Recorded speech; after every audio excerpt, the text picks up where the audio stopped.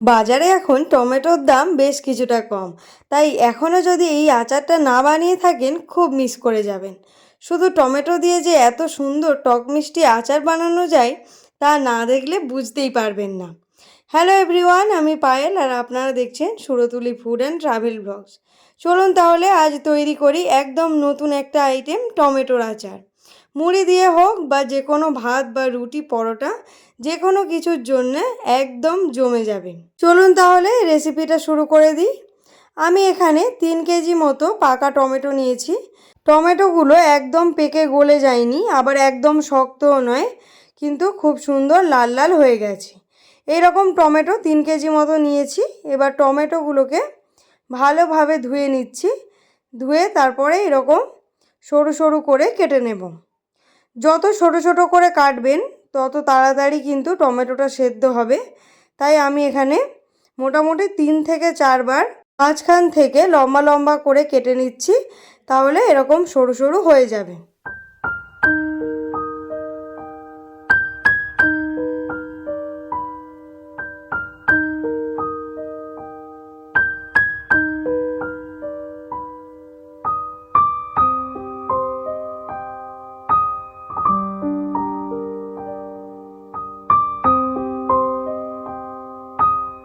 সমস্ত টমেটোগুলো আমাদের কাটা হয়ে গেছে, তাই আমি একটু সাইডে জল ঝাড়াতে রেখে দিয়েছি। এবার আচারের জন্য আমি একটা মশলা বানিয়ে নেব। তার জন্য প্রথমে 50 গ্রাম ধনে, তারপর তার উপরে মৌরি দিলাম, সঙ্গে দিলাম 50 গ্রাম মতো জিরে, কিছু গোটা গরম মশলা যেমন দারুচিনি, এলাচ, লবঙ্গ, আর দিয়ে দিলাম বেশ কয়েকটা শুকনো লঙ্কা। প্রায় 10 থেকে 12টি শুকনো লঙ্কা এর মধ্যে দিয়ে দিচ্ছি। দিয়ে খুব ভালো করে হালকা আঁচে নাড়াচাড়া করব। এবার এর মধ্যে দিয়ে দেব 4 থেকে 5টা তেজপাতা। এই সব কিছুকে হালকা আঁচে একদম ড্রাই রোস্ট করে নিতে হবে। মিনিট 5 নাড়াচাড়া করার পরই দেখবেন খুব সুন্দর একটা সেন্ট বেরিয়েছে, এবং তখনই বুঝে যেতে হবে মশলা কিন্তু একদম রেডি। এবার আমি গ্যাসের ফ্লেমটা অফ করে দেব। দিয়ে মশলাটাকে একটা মিক্সিং জারের সাহায্যে ভালোভাবে বেটে নেব। আমার এখানে দুবার ধরে বাটতে হবে, কারণ একবারে ধরবে না। তাই আমি অল্প অল্প করে নিয়ে দুবার ধরে মশলাটাকে ঘুরিয়ে নেব। একদম স্মুথ পেস্ট তৈরি করবেন, না হলে কিন্তু ছিবড়ে থেকে যাবে। এবং এই ম্যাজিক মশলাটাই কিন্তু আচারের মেন মশলা। চলুন, আমি এখানে মিক্সিতে ঘুরিয়ে নিয়েছি। দেখুন কতটা সুন্দর তৈরি হয়েছে, একদম রেডি আচার হওয়ার জন্য। এবার উনানে কড়াই বসিয়ে দিয়েছি। দিয়ে কড়াটাকে ভালোভাবে গরম করে তার উপরে অল্প একটু সর্ষের তেল দিয়ে দিলাম। তেলটা দেখুন গরম হয়ে গেছে। এবার এর মধ্যে দিয়ে দিলাম বেশ কিছুটা 5 ফোড়ন, আর 3 থেকে 4টে শুকনো লঙ্কা, আর 2 থেকে 4টে তেজপাতা। এই সব কিছুকে একটু নাড়িয়ে চাড়িয়ে নিয়ে জল ঝরানো টমেটোগুলোকে এর মধ্যে দিয়ে দেব। টমেটোগুলো দেখুন খুব সুন্দরভাবে জল ঝরে গেছে, তাই আমি কড়ার মধ্যে দিয়ে দিয়েছি। টমেটোটা দিয়ে ভালোভাবে নাড়াচাড়া করতে হবে। এখন দেখুন কড়া কিন্তু একদম ভর্তি হয়ে গেছে, পরে কিন্তু এতটা আর থাকবে না। এখন একটু নাড়াচাড়া করতে অসুবিধা হলেও একটু লবণ দেওয়ার পর এটি অনেক তাড়াতাড়ি জড়ে যাবে এবং কমেও আসবে। আমি এখানে পরিমাণ মতো লবণ দিয়ে দিয়েছি। এটা অবশ্যই আপনারা একটু বুঝে দেবেন। দেখুন টমেটো ধীরে ধীরে গলতে শুরু করে দেবে, এবং হালকা হাতে নাড়াচাড়া করতে থাকুন। রঙের জন্য এর মধ্যে আমি অল্প একটু এবার হলুদ গুঁড়ো দিয়ে দিচ্ছি। 2 চামচ মতো আমি এখানে হলুদ গুঁড়ো দিয়েছি।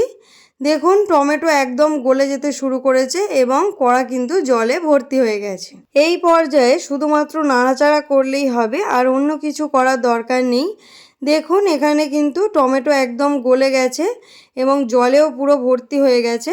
এই সমস্ত জল কিন্তু একদম শুকিয়ে নিতে হবে, একটুও জল থাকা চলবে না। বেশ আধ ঘন্টা ধরে আমরা এই কাজটা করব।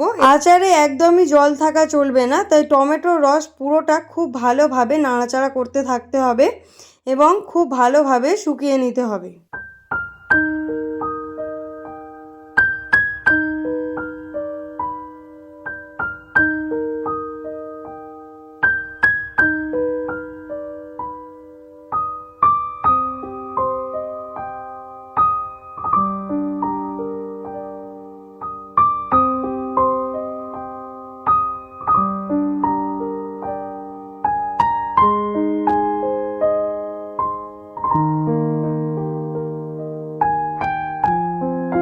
দেখুন জল একদম শুকনো হয়ে গেছে এবং টমেটোর মিশ্রণটাও গাঢ় হয়ে গেছে।